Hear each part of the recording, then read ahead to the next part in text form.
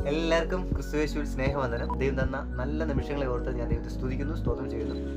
വളരെ ആകാംക്ഷയോടെ കാത്തിരിക്കുകയാണ് ഒരു പുതുവത്സരം നമ്മൾ എത്തിപ്പിടിക്കാൻ വേണ്ടി. അങ്ങനെയെങ്കിൽ ഒരു ദൈവം അങ്ങനെ സംഭവിക്കട്ടെ. നമുക്ക് ദൈവം ആയുസ് തരുന്നെങ്കിൽ ഈ പുതുവർഷം വളരെ ശ്രേഷ്ഠകരമായ അനുഗ്രഹമായ ജീവിതം നമുക്ക് എല്ലാവർക്കും ദൈവം നൽകട്ടെ. പ്രിയരെ, പലപ്പോഴും പുതുവത്സരം കടുത്തു വരുമ്പോൾ നമ്മൾ പ്ലാൻ ചെയ്യുന്നവരാണ്. ഇനി എന്തൊക്കെ ചെയ്യണം, ഇനി എന്തൊക്കെ നേടിയെടുക്കണം എന്ന് പ്ലാൻ ചെയ്യുന്നവരാണ്. എന്നാൽ പലപ്പോഴും പുതുവർഷവും പ്ലാൻ ചെയ്യുന്ന പ്ലാനുകളൊക്കെ തകർന്നു പോവുകയാണ് ചെയ്യുന്നത്. പൊതുവെ എല്ലാ വർഷവും എൻ്റെ ജീവിതത്തിലാണ്. എന്നാൽ ഈ വർഷം ഞാൻ തീരുമാനമെടുത്തു, ഇനി ഞാൻ എൻ്റെ പ്ലാനുകൾ മാറ്റി വെച്ചിട്ട് എന്താണ് ദൈവിക പ്ലാൻ അതിലൊന്നും അന്വേഷിച്ചാൽ. അപ്പോൾ ഞാൻ മനസ്സിലാക്കിയ കാര്യം നിങ്ങൾക്ക് ഷെയർ ചെയ്യാം. നമുക്ക് ഒരുമിച്ച് കഴിയുമെങ്കിൽ ഇങ്ങനെ ഒന്ന് തീരുമാനമെടുക്കാം. ദൈവമേ, എൻ്റെ പദ്ധതിയല്ല, ദൈവ പദ്ധതി എന്നെ നിറവേറണം. എന്നെക്കുറിച്ച് ദൈവം എന്താണ് ആഗ്രഹിക്കുന്നത് അത് ഞാൻ സമർപ്പിക്കുക. കാരണം എൻ്റെ പ്ലാനെല്ലാം പരാജയപ്പെടുക. എന്താണ് ദൈവിക പ്ലാൻ? അങ്ങനെയെങ്കിൽ നമുക്ക് ഇങ്ങനെ ചിന്തിക്കാറായി, he has a wonderful plan for your life. ദൈവം നിങ്ങളെക്കുറിച്ച് നല്ലൊരു പദ്ധതി ദൈവത്തിനുണ്ട്. അപ്പോൾ എന്താണ് ദൈവ പദ്ധതി? അത് നമ്മൾ നിറവേറണം, സമർപ്പിക്കുക, ദൈവത്തിന് സെൻറ്റർ ചെയ്യാം. ദൈവമേ അങ്ങനെ സഹായിക്കണം എന്ന് പ്രാർത്ഥിച്ചാൽ തീർച്ചയായിട്ടും ദൈവം നമ്മളെ സഹായിക്കും. അങ്ങനെയെങ്കിൽ ദൈവ പ്ലാൻ മനസ്സിലാക്കണമെങ്കിൽ എന്ത് ചെയ്യണം എന്ന ചോദ്യത്തിന് ഉത്തരമായി എനിക്ക് കിട്ടിയൊരു വാക്യം ഇങ്ങനെയാണ്.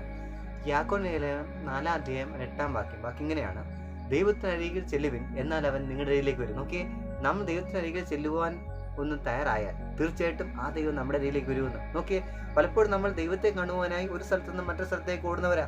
ഇന്നടുത്ത് പോയാൽ ദൈവത്തെ കാണാം, ഇന്നടുത്ത് പോയാൽ വിടുതൽ കിട്ടും, ഇന്നടുത്ത് പോയാൽ സൗഖ്യം കിട്ടും, ഇന്നടുത്ത് പോയാൽ ആ ദൈവീയ സാന്നിധ്യം അനുഭവിക്കാം എന്ന് ഉള്ളിലൊരു മിഥ്യാധാരണയോട് ഓടുന്നവരാ. പക്ഷേ അതൊരു മിഥ്യ തന്നെയാണ്. കാരണം ദൈവത്തെ കാണുവാനായി നമ്മൾ ഒരിടത്ത് നിന്ന് മറ്റിടത്തേക്ക് ഓടേണ്ടതായിട്ട് ആവശ്യകത ഒന്നുമില്ല. കാരണം ഈ സർവവും ദൈവം സൃഷ്ടിച്ചതല്ലേ, ഈ സർവവും പ്രപഞ്ചവും ദൈവം ഉള്ളം കൈ നിൽക്കുന്നതല്ലേ. അപ്പോൾ ദൈവത്തിന്റെ സൃഷ്ടികളായ നാമും ദൈവത്തിന്റെ സൃഷ്ടിയിൽ നിന്നുകൊണ്ട് നമ്മൾ അങ്ങോട്ടും ഇങ്ങോട്ടും ഓടേണ്ട ആവശ്യകതയില്ല. മറിച്ച് ദൈവത്തിന്റെ ഉള്ളം കൈയിലേക്ക് നമ്മൾ തന്നെ സമർപ്പിക്കുക. നമ്മുടെ വേദനകളെ, പ്രതിസന്ധികളെ എല്ലാം ദൈവത്തിന് സമർപ്പിക്കുക. വചനത്തിൽ വായിക്കുന്നു, സ്തോത്രത്തോടെ നിന്റെ എല്ലാ വിഷമത്തെയും എന്നെ സമർപ്പിക്കുക, ഞാൻ നിറവേറ്റിത്തരാം എന്നാണ് ദൈവം പറയുന്നത്. നിന്റെ വേദനകൾ നിന്റെ പാലിന്റെ വെച്ചുകൊള്ളുക, ഞാൻ ചുമന്നോളാന്നാണ് ദൈവം പറയുന്നത്, ഞാൻ പുലർത്തിക്കൊള്ളാന്ന് ദൈവം പറയുന്നത്. അപ്പോൾ അത് ദൈവത്തിന് വിട്ടുകൊടുത്താൽ മാത്രം മതി. വേദനകളെ, പ്രതിസന്ധികളെ, പ്രശ്നങ്ങളെ എല്ലാം ദൈവത്തിലേക്ക് വിട്ടുകൊടുക്കുക മാത്രം ചെയ്യുക. ദൈവം നമ്മൾ നടത്തിക്കൊള്ളും. അങ്ങനെയെങ്കിൽ നമ്മുടെ ഈ വർഷത്തെ പ്ലാൻ ദൈവത്തിലേക്ക് വിട്ടുകൊടുക്കുക, ദൈവം നമ്മളെ കൊടുത്തിക്കൊള്ളും. നോക്കാം ഈ വർഷത്തെ പ്ലാൻ ദൈവത്തിന് എന്താണ് നമ്മളെക്കുറിച്ച്. അപ്പോൾ ആ പ്ലാനിലേക്ക് ചെല്ലണമെങ്കിൽ നമ്മൾ ചില കാര്യങ്ങൾ ഒന്ന് അതിജീവിച്ചേ കഴിയുള്ളൂ, ചില കാര്യങ്ങൾ ഒന്ന് കട്ട് ചെയ്ത് മാറ്റിയേ കഴിയുള്ളൂ. ഒന്നാമത് നമ്മൾ മാറ്റേണ്ട കാര്യം നമ്മൾ പാപത്തെ ഉപേക്ഷിക്കുക എന്നുള്ളതാണ്. അങ്ങനെയെങ്കിൽ എന്താണ് പാപം? പാപം എന്ന് പറഞ്ഞാൽ ഈ ലോകത്തെ മുഴുവൻ അടക്കി വാഴുന്ന ഒരു തിന്മയുടെ ശക്തിയാണ്. ദൃശ്യവും അദൃശ്യമായത് നമ്മൾ നഗ്ന നേത്രം കൊണ്ട് നാം കാണുന്നതും കാണാൻ കഴിയാത്തതുമായ സകലതും ദൈവത്തിൽ നിന്ന് അകറ്റുന്ന എന്തും പാപം എന്ന് പറയാം. അന്നോട് പറഞ്ഞാൽ കുറച്ചുകൂടെ നന്നായി ജീവിക്കണം എന്ന് നമ്മൾ ആഗ്രഹിക്കും, കുറച്ചുകൂടെ മെച്ചപ്പെടുത്ത ജീവിതം നയിക്കണം നമ്മൾ ആഗ്രഹിക്കും, കുറച്ചുകൂടെ നല്ല കാര്യങ്ങൾ ചെയ്തിട്ടുണ്ടെന്നും ജീവിതത്തിൽ ചില കാര്യങ്ങൾ എത്തിപ്പിടിക്കണം നമ്മൾ ആഗ്രഹിക്കും. പക്ഷേ അതിനൊന്നും സാധ്യമാക്കാതെ പിന്നിലേക്ക് വലിക്കുന്ന ഒരു അദൃശ്യ ശക്തിയാണ് പാപം എന്ന് പറയുന്നത്. അങ്ങനെയെങ്കിൽ ഈ പാപത്തിൽ നിന്ന് രക്ഷപ്പെടണമെങ്കിൽ സ്വയമേ നമുക്ക് കഴിയത്തില്ല. പ്രിയരെ, ഒറ്റ കാര്യം ചെയ്താൽ മതി. ദൈവമേ എന്നെ സഹായിക്കണം, എന്നെ ഈ പാപ സ്വഭാവത്തിൽ നിന്ന്, എൻ്റെ സംസാരമാകാം, ചിന്തയാകാം, വിചാരമാകാം, വികാരമാകാം, പ്രവൃത്തിയാകാം, എന്തുമായിക്കോട്ടെ, അത് പാപമെന്ന് എനിക്ക് തോന്നുന്നു. എൻ്റെ ഉള്ളിനുള്ളിൽ, മനസാക്ഷിക്കുള്ളിൽ തെറ്റെന്ന് തോന്നുന്നുണ്ട്. കർത്താവേ, എനിക്ക് പക്ഷേ അത് മാറ്റുവാൻ കഴിയുന്നില്ല, അങ്ങനെ സഹായിക്കണമേ എന്ന് ദൈവസന്നിധിയിൽ ആത്മാർത്ഥമായി പ്രാർത്ഥിച്ചു കഴിഞ്ഞാൽ ദൈവം നമ്മുടെ പാപത്തെ ക്ഷമിക്കുകയും നമ്മളെ പാപത്തെ ക്ഷമിപ്പാൻ തോക്കണം ദീർഘക്ഷമയും മഹാദൈവമുള്ള ദൈവമാണ് നമ്മുടെ ദൈവം. അങ്ങനെയെങ്കിൽ ആ ദൈവമാണ് പാപത്തെ ക്ഷമിക്കുകയും നമുക്കൊരു പുതിയ ജീവൻ നയിക്കുവാൻ, ഒരു പുതിയ സൃഷ്ടിയാക്കി ദൈവം മാറ്റുകയും ചെയ്യും. ദൈവം ഇങ്ങനെ പറയുക, ഒരുവൻ ക്രിസ്തുവിലായി കഴിഞ്ഞാൽ അവൻ പുതിയ സൃഷ്ടിയായി തീരും, പഴയതെല്ലാം മാറി ഒരു പുതിയ സൃഷ്ടിയാക്കി തീർക്കുവാൻ ദൈവത്തിന് കഴിയുകയും ചെയ്യും. അങ്ങനെയെങ്കിൽ നമ്മളൊരു പുതിയ സൃഷ്ടിയാക്കി ദൈവം തീർക്കും. നമ്മുടെ സംസാര ശൈലി മാറ്റി, നമ്മുടെ സ്വഭാവശൈലി മാറ്റി, നമ്മുടെ ആറ്റിറ്റ്യൂഡുകളെല്ലാം മാറ്റി ഒരു പുതിയ സൃഷ്ടിയെ, ടോട്ടലി ഡിഫറെൻറ്റ് മനുഷ്യനായി ഒരു പുതിയ മനുഷ്യനാക്കി ദൈവം മാറ്റാൻ ദൈവത്തിന് കഴിയും. പ്രിയരെ, അങ്ങനെ മാറ്റുവാൻ ദൈവം നമ്മളെ സഹായിക്കട്ടെ. പുതുവർഷത്തിൽ ഒരു പുതിയ സൃഷ്ടിയായി പുതിയ ജീവൻ നയിക്കുവാൻ നമ്മളെല്ലാവരും ദൈവം സഹായിക്കട്ടെ. ഒന്ന്, പാപത്തെ നമ്മൾ ഉപേക്ഷിക്കുക. രണ്ട്, നമ്മൾ ഈ പാപത്തെ ഉപേക്ഷിക്കുക മാത്രമല്ല, ഈ ദൈവത്തെ നമ്മുടെ ഹൃദയത്തിൽ കൊണ്ടുവരണം. അഥവാ ഹൃദയത്തിൽ നിന്നുള്ള വിഗ്രഹത്തെ ദൈവം ഉടച്ചു കളയണം. അതായത് ഈ ഹൃദയത്തിൽ ചില വിഗ്രഹങ്ങൾ ഇരിക്കുന്നത് കൊണ്ട് നമുക്ക് ദൈവത്തിന് ഒന്നാം സ്ഥാനം പലപ്പോഴും കൊടുക്കാൻ കഴിയുകയില്ല. ദൈവത്തിനാണ് നമ്മൾ ഒന്നാം സ്ഥാനം കൊടുക്കേണ്ടത്. കാരണം ദൈവമാണ് സർവ്വത്തെ സൃഷ്ടിച്ചവൻ, നമ്മുടെ സൃഷ്ടിതാവ്. അപ്പോൾ സൃഷ്ടികളായ നാമും നമ്മെ സൃഷ്ടിച്ച ആ സൃഷ്ടിതാവിനെ സേവിക്കുക എന്നുള്ളതാണ് ശ്രേഷ്ഠമായ ധർമ്മം. പക്ഷെ ആ ധർമ്മത്തെ വിട്ടുകൊണ്ട് പലപ്പോഴും നമ്മൾ ചില സൃഷ്ടികളെ സേവിക്കുന്നവരാണ്. തെറ്റാണത്.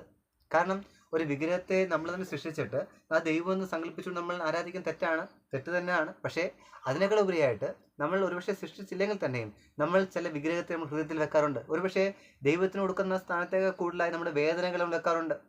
ദൈവത്തിന് കൊടുക്കുന്ന സ്ഥാനത്തിന് കൂടുതലായി നമ്മൾ ഭാര്യയോ ഭർത്താവിനെയോ അല്ല നമ്മുടെ കുഞ്ഞുങ്ങളെയോ നമ്മൾ വെക്കാറുണ്ട്. പലപ്പോഴും നമ്മുടെ വിദ്യാഭ്യാസ മേഖലകൾ വെക്കാറുണ്ട്, നമ്മുടെ അധികാരത്തെ നമ്മൾ വെക്കാറുണ്ട്. പോട്ടെ, നമ്മൾ പ്രപഞ്ചത്തിലുള്ള ചില ശക്തികളെ വെക്കാറുണ്ട്. സൂര്യൻ, ചന്ദ്രൻ, നക്ഷത്രം മുതൽ പ്രപഞ്ച ശക്തികളെ നമ്മൾ ആരാധിക്കാറുണ്ട്. പലപ്പോഴും നമ്മൾ പ്രകൃതി തന്നെ ആരാധിക്കാറുണ്ട്. പലപ്പോഴും നമ്മൾ ചില സർവ്വത്തെ സൃഷ്ടിച്ച സൃഷ്ടാവെ സേവിക്കുന്നുള്ളല്ലേ ശ്രേഷ്ഠമായ ധർമ്മം. അപ്പോൾ ആ ധർമ്മം പുലർത്തുക. ഒന്ന്, പാപത്തെ ഉപേക്ഷിക്കുക. ശ്രേഷ്ഠമായ ധർമ്മം അഥവാ ദൈവത്തെ ആരാധിക്കുക, അഥവാ ദൈവത്തിന് മുഖ്യസ്ഥാനം കൊടുക്കുക. ദൈവത്തിന് ഒന്നാം സ്ഥാനം കൊടുത്തു കഴിഞ്ഞാൽ തീർച്ചയായിട്ടും നമ്മുടെ ജീവിതത്തിൽ അത്ഭുതകരമായ ശ്രേഷ്ഠകരമായ ആ ദൈവിക പദ്ധതിയിൽ നമുക്ക് ചേരുവാൻ കഴിയും. 2 കാര്യങ്ങൾ കഴിഞ്ഞു. മൂന്നാമത്തെ കാര്യം, നമ്മൾ ഈ പാപത്തെ ഉപേക്ഷിക്കുക, നമ്മൾ ഹൃദയത്തെ ദൈവസ്ഥാനം കൊടുക്കുക, മാത്രമല്ല വിശ്വസിക്കുക. കാരണം വിശ്വാസം ഇല്ലെങ്കിൽ ഇതിനെ നമുക്ക് അതിജീവിക്കാൻ കഴിയില്ല. വിശ്വാസം ഇല്ലെങ്കിൽ നമുക്ക് ദൈവത്തൊന്നും ലഭിക്കുകയില്ല. കാരണം ബൈബിൾ പറയുന്നത്, യാക്കോബിൽ പറയുന്നുണ്ട്, ദൈവത്തിൽ ഇങ്ങനെയുള്ളതൊന്നും ലഭിക്കുമെന്ന് പ്രതീക്ഷിക്കരുത്. ഇരുമനസ്സുള്ളവർ, വിശ്വാസമില്ലാത്തവർ, അവിശ്വാസികൾ. അപ്പോൾ ഈ വിശ്വാസമില്ലായ്മ 2 വള്ളത്തിൽ കാൽ ചവിട്ടുന്ന പോലെ. ഒരിക്കൽ യേശു ഇല്ലാതെ യേശുവിൻ്റെ ശിഷ്യന്മാർ പടകിലൂടെ യാത്ര ചെയ്യുക, കടലിൽ യാത്ര ചെയ്യുകയാണ്, ബോട്ടിൽ യാത്ര ചെയ്യുക. ഈ ബോട്ടിൽ യാത്ര ചെയ്യുമ്പോൾ അവർ ഇന്ന് വരെ കണ്ടിട്ടില്ലാത്ത, പലപ്പോഴും ആ ബോട്ടിലുള്ളവർ പലരും നന്നായി നീന്തറിയാവുന്ന അല്ലെങ്കിൽ കടലിൻ്റെ അവസ്ഥകൾ, കാരണം മുക്കവന്മാരാണ് കൂടുതലായിട്ട് ഇരിക്കുന്നത്. അവൾ ഇവർക്ക് മീൻപിടുത്തക്കാരായതുകൊണ്ട് നന്നായി അതിൻ്റെ കാലാവസ്ഥകളെ അറിയുന്നവരാണ്. പക്ഷേ അവർ ഇന്ന് വരെ കണ്ടില്ലാത്തൊരു കാലാവസ്ഥ അവർ കാണുക. അന്തരീക്ഷം മാറുന്നു, വളരെ കോളിളക്കം, വളരെ വല്ലാത്തൊരു മഴ, വല്ലാത്തൊരു കൊടുങ്കാറ്റ്, വല്ലാത്ത കാറ്റ്, വല്ലാത്തൊരു തിരമാല. അവർ പേടിച്ച് വിറയ്ക്കാൻ തുടങ്ങി. പേടിച്ച് വിറച്ചിട്ട് അലറിക്കരഞ്ഞ് അവർ പേടിച്ച് വിറച്ചിങ്ങനെ ഭയത്തോടെ നോക്കുമ്പോൾ ദൂരെ ഒരു രൂപം കാണുന്നു. ആ രൂപത്തെ നോക്കിക്കൊണ്ട് ഒരു രൂപം വിളിച്ചു പറയുക, "ഓടറാ, ഭൂതം വരുന്നു എന്ന്." ആ ഭൂതം എന്നവർ ആകാംക്ഷയോടെ നോക്കി നിൽക്കുമ്പോൾ, പേടിച്ച് നിൽക്കുമ്പോൾ, ആ ഭൂതം എന്ന് തോന്നി ആ മനുഷ്യൻ അവിടെ നിന്ന് ഇങ്ങോട്ട് പറയുക, "ഓ, നിങ്ങൾ പേടിക്കേണ്ട മക്കളെ, ഞാൻ ഭൂതമൊന്നുമല്ല, നിങ്ങളുടെ ഗുരു തന്നെയാണ്, നിങ്ങളുടെ കർത്താവ് തന്നെയാണ്, യേശു തന്നെയാണ്" എന്ന് ആ റിപ്ലൈ ഈ മനുഷ്യൻ പറയുന്നു. ഇത് കേട്ട ഉടനെ അവർ പറയുക, "അയ്യോ, അങ്ങ് യേശു ആയിരുന്നു, അങ്ങ് എന്നെ അടുത്തേക്ക് വാ, ഞാൻ അങ്ങോട്ട് വന്നോട്ടെ." പത്രോസ് എടുത്ത് പറയാ, "ഞാൻ അങ്ങോട്ട് വന്നോട്ടെ, എങ്ങോട്ട്?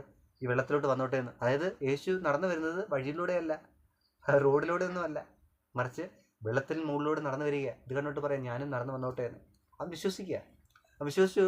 അവനെടുത്ത് കാൽ ചവിട്ടുമ്പോൾ നോക്കിയേ, അവൻ ചിന്തിച്ചതിനേക്കുള്ള ഒരു അപ്രതീക്ഷിതമായ ഒരു സംഭവം നടക്കുക. കാരണം വെള്ളം ചവിട്ടുമ്പോൾ കല്ല് ചവിട്ടിയതുപോലെ, ഐസ് കട്ട ചവിട്ടുന്ന പോലെ, പാറക്കല്ല് ചവിട്ടുന്ന പോലെ മേളിൽ വെള്ളത്തിൽ പൊങ്ങി നിൽക്കുന്നു. അടുത്ത കാലം വെച്ചു, കുഴപ്പമില്ല. അവൻ 2 കാലം എടുത്ത് വെള്ളത്തിൽ ചവിട്ടിയെങ്കിലും അവൻ പിടുത്തം വിട്ടില്ല. അവൻ പിടിച്ചെവിടെന്നറിയോ? അവൻ്റെ പുറകെ ഉണ്ടായിരുന്ന ആ ബോട്ടിൽ. അപ്പോൾ ബോട്ട് സമയത്ത് ആടി ഉലയുന്ന സമയമാണ്. ഈ ബോട്ട് ആടി ഉലയുമ്പോൾ ഇവൻ സ്വാഭാവികമായി കാല് താഴെ വെച്ചെങ്കിലും ഇവനും ഉലയുന്നുണ്ട്. കാരണം ബോട്ട് പിടിച്ചിട്ടില്ലേ. പലപ്പോഴും നമ്മളും ഇങ്ങനെയാണ്. നമ്മുടെ ബോട്ടിൽ നമ്മൾ പിടിക്കുക, നമ്മുടെ പ്രശ്നത്തെ നമ്മൾ പിടിക്കുക, നമ്മൾ പ്രതിസന്ധി വിളിക്കുക. നമ്മുടെ പ്രതിസന്ധി നീ മുറി പിടിക്കണ്ട കേട്ടോ, ആനെ വിട്. നമ്മുടെ പ്രശ്നത്തെ നീ മുറി പിടിക്കണ്ട, നമ്മുടെ വേദനകളെ നീ മുറി പിടിക്കണ്ട, നമ്മുടെ പ്രയാസങ്ങളെ, നമ്മുടെ ഇല്ലായ്മകളെ നമ്മൾ മുറി പിടിക്കണ്ട. അതിനെയൊക്കെ ഒന്ന് വിട്ടിട്ട് പൂർണ്ണമായി 2 കൈയും ഫ്രീ ആകും. നമ്മളെ തന്നെ പൂർണ്ണമായി ദൈവത്തിന് സമർപ്പിക്കും, സറണ്ടർ ചെയ്യും. ദൈവം തീർച്ചയായിട്ടും നമുക്കൊരു പാറ വെച്ചിരിക്കുക. നമ്മുടെ കൊടുങ്കാറ്റുണ്ട് നമ്മുടെ ചുറ്റും, പ്രതിസന്ധി നമുക്ക് ചുറ്റുമുണ്ട്, ആരും അനുഭവിക്കാത്ത വിഷയം നമ്മുടെ മുമ്പിൽ നമ്മൾ അനുഭവിച്ചുകൊണ്ടിരിക്കുക. പക്ഷേ എല്ലാം ഒന്ന് വിട്ടിട്ട് ധൈര്യത്തോടെ, വിശ്വാസത്തോടെ ഒന്ന് കാല് ചവിട്ട്. ദൈവപാതപടത്തിൽ നമ്മൾ ചവിട്ടിക്കഴിഞ്ഞാൽ തീർച്ചയായിട്ടും അവൻ നമ്മുടെ അരികിലേക്ക് വരും. അവൻ നമ്മുടെ അരികിലേക്ക് വന്നു കഴിഞ്ഞാൽ പ്രിയരെ, അവൻ നമ്മളെ കൈപിടിക്കും. കാരണം ഈ പത്രോസ്, ഇവൻ തിരുമാല കണ്ടുകൊണ്ട് ചവിട്ടി അവൻ താഴെ വീണ് അവൻ വെള്ളത്തിനരിയിലേക്ക് മുങ്ങുന്ന സമയത്ത് നോക്കിയേ, അവനെ കൈ പിടിച്ച് ഉയർത്തും ദൈവം. ആ ദൈവം നിങ്ങളെയും കൈ പിടിച്ച് ഉയർത്തും, നമ്മയും കൈ പിടിച്ച് ഉയർത്തും. നമ്മളെ ഏത് വർഷമോ ആയിക്കോട്ടെ, ഈ കഴിഞ്ഞ വർഷം വരെയും നമ്മൾ മുങ്ങിക്കൊണ്ടിരുന്നവരാ, കുഴപ്പമില്ല. ഈ വർഷം കൈ പിടിക്കുവാൻ യേശു വന്നിട്ടുണ്ട്. കൈ നീട്ടിയാൽ മാത്രം മതി. അവൻ്റെ അരിയിലേക്ക് ചെല്ലുവി, എന്നാൽ അവൻ തീർച്ചയായിട്ടും നിങ്ങളുടെ അരിയിലേക്ക് വരും. നിങ്ങളുടെ പ്ലാൻ അവനിലേക്ക് കൊടുക്കുക, നിങ്ങളുടെ വേദനകളെ അവൻ്റെ കൊടുക്കുക, നിങ്ങളുടെ വിഷമങ്ങളെ അവൻ്റെ കൊടുക്കുക, നിങ്ങൾ ഏത് സാഹചര്യത്തെ അവൻ്റെ കൊടുക്കുക. ഹൃദയം നുറുങ്ങിയവരെ സമയസ്ഥനായി അടുത്തു വന്ന് സഹായിക്കുന്ന ദൈവമുണ്ട് കേട്ടോ. ആ ദൈവം നിങ്ങളുടെ ഇടയിലേക്ക് വരിക, അവൻ പിടിച്ചാൽ ഈ വർഷം ഒരു പുതുവഴി ദൈവം നമുക്ക് തുറക്കും.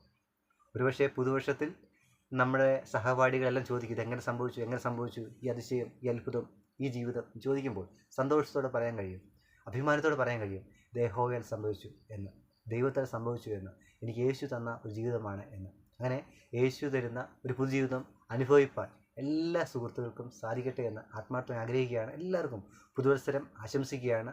ദൈവത്തിനരികെ ചെല്ലുക, എന്നാൽ അവൻ നിങ്ങളുടെ അരികിലേക്ക് വരും. ദൈവത്തിനരികെ ചെല്ലുവാൻ തടസ്സം നിൽക്കുന്ന പാപത്തെ ഉപേക്ഷിക്കുക, നമ്മുടെ ഹൃദയത്തെ ദൈവത്തിന് കൊടുക്കുക, നമ്മുടെ വിശ്വാസം ധൈര്യപ്പെടുത്തുക, വിശ്വസിക്കുക. തീർച്ചയായിട്ടും പുതുജീവിതം നയിക്കുവാൻ ദൈവം നമ്മളെ സഹായിക്കട്ടെ. എല്ലാവർക്കും പുതുവത്സരം ആശംസിക്കുന്നു. God bless you. God bless you. God loves you, and He has a wonderful plan for your life. Thank you.